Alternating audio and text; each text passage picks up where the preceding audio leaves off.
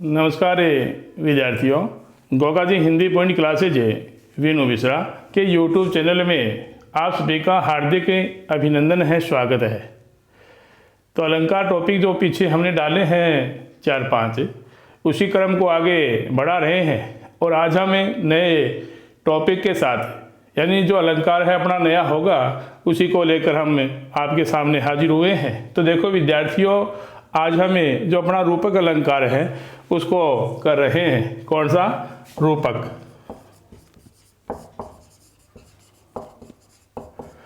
रूपक अलंकार। अब जो रूपक अलंकार है इसमें दो चीज़ें इंपॉर्टेंट है, महत्वपूर्ण है। एक तो होगी उपमेय और दूसरा है उपमान। ठीक है, जो पीछे हमने उपमा अलंकार किया उसमें क्या था? उपमेय और उपमान था। लेकिन उपमेय में क्या था? समानता बताई गई थी। उपमेय में उपमान की समानता प्रकट हो, वहां पे उपमा अलंकार है। अब इन दोनों में, उपमेय और उपमान में क्या होगा? अभेद आरोप।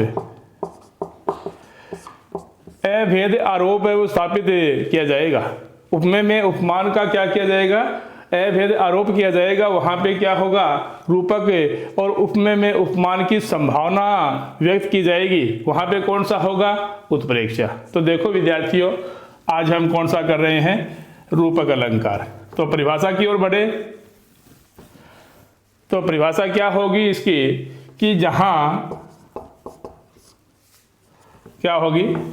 जहां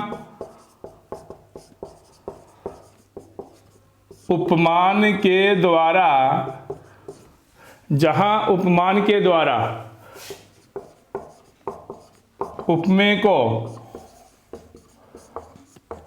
इस प्रकार, जहां उपमान के द्वारा उपमेय को इस प्रकार उपमित किया जाए कि उपमेय और उपमान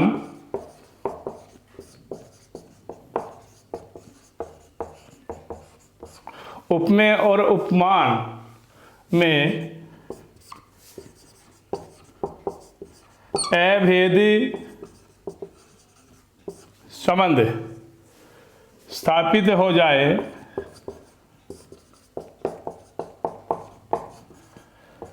वहां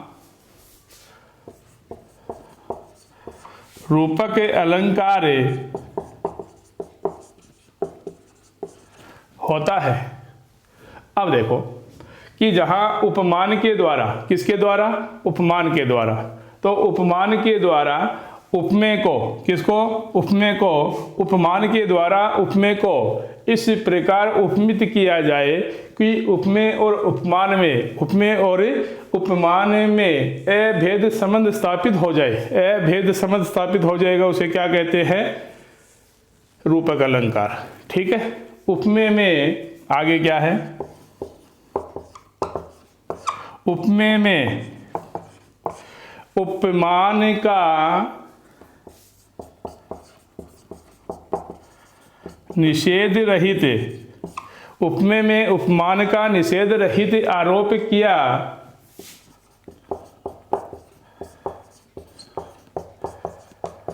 जाता है, आरोप किया जाता है, वहां रूपक अलंकार होता है। इसमें एक वस्तु, इसमें एक वस्तु पर, इसमें एक वस्तु पर दूसरी वस्तु का आरोप किया जाए,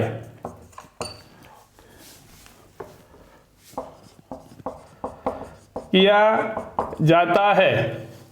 अर्थात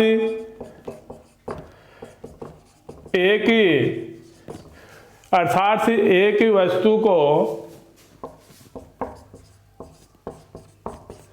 दूसरी वस्तु, एक वस्तु को दूसरी वस्तु का रूप दिया जाता है,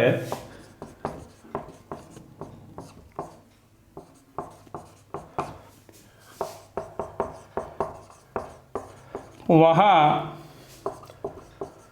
रूपक अलंकार होता है। क्या समझे विद्यार्थियों?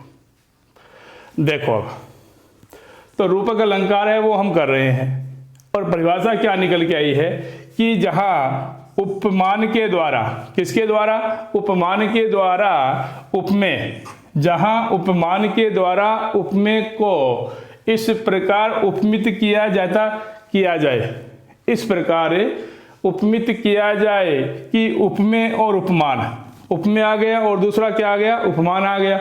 उपमेय और उपमान में अभेद, क्या?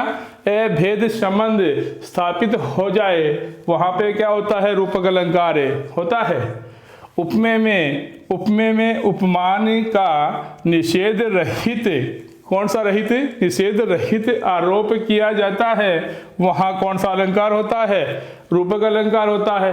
और इसमें एक वस्तु पर दूसरी वस्तु का आरोप किया जाता है। एक वस्तु का दूसरी वस्तु पे क्या किया जाएगा? आरोप किया जाएगा। अप्रस्तुत में प्रस्तुत का क्या किया जाएगा? अभेद आरोप किया जाएगा। अर्थात एक वस्तु को दूसरी वस्तु का रूप है वो दे दिया जाता है, उसे क्या कहते हैं? रूपक अलंकार। समझ गए? परिभाषा तो ये थी अपनी। अब परिभाषा आ गई है, अब इसके जो उदाहरण है वो देखो।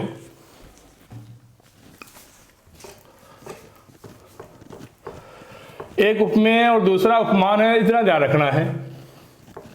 उपमेय क्या होता है? जिसकी तुलना की जाए, जैसे मुख आ गया। और उपमान क्या होता है? जिससे तुलना की जाए, जैसे चंद्रमा आ गया। तो देखो विद्यार्थियों, उपमेय में उपमान की अभेद आरोप किया जाएगा, वहां पे कौन सा होगा? रूपक अलंकार। उपमेय में उपमान पर संभावना व्यक्त की जाएगी, वहां पे कौन सा होगा? उत्प्रेक्षा। और उपमेय में उपमान की समानता प्रकट की जाएगी, वहां पे कौन सा होगा? तुलना की जाएगी, समानता प्रकट की जाएगी, वहां पे कौन सा होगा? कौन सा होगा? उपमा अलंकार। ठीक है, तो हम रूपक अलंकार कर रहे हैं, परिभाषा हमने अच्छी तरह से समझ ली है। अब देखो इसके उदाहरण। तो जैसे क्या है कि मुख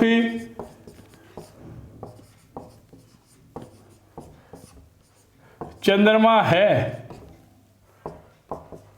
अब मुख क्या है? चंद्रमा है। मुख को चंद्रमा का रूप दिया गया है। मुख क्या बता दिया गया? अभेद आरोप कर दिया गया है। अब अभेद क्या होता है? बार बार शब्द आ रहा है, अभेद आरोप, अभेद आरोप। क्या होता है? उपमेय को उपमान का रूप दिया जाए, उपमेय को उपमान ही बता दिया जाए, वो क्या होता है?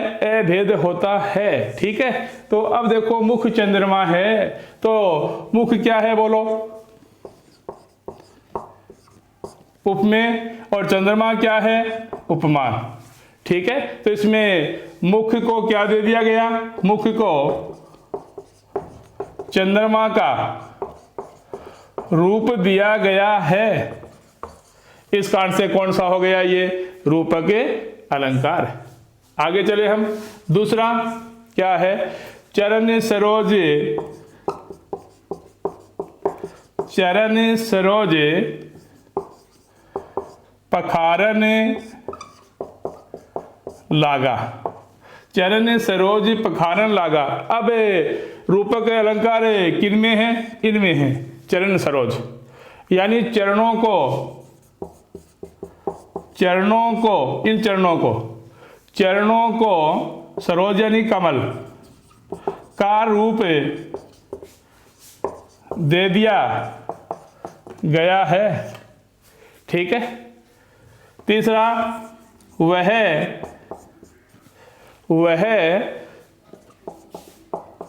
संसार सागर में, वह संसार सागर में